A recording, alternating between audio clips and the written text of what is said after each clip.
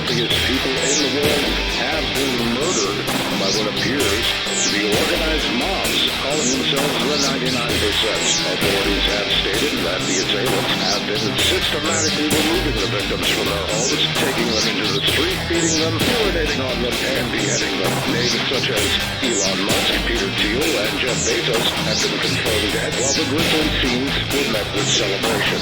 Seemingly inspired by the events that took place during the French Revolution, many of the protesters have claimed to be employed by the people that they are now murdering. Quote, we refuse to be exploited any longer, and that this is the inevitable response.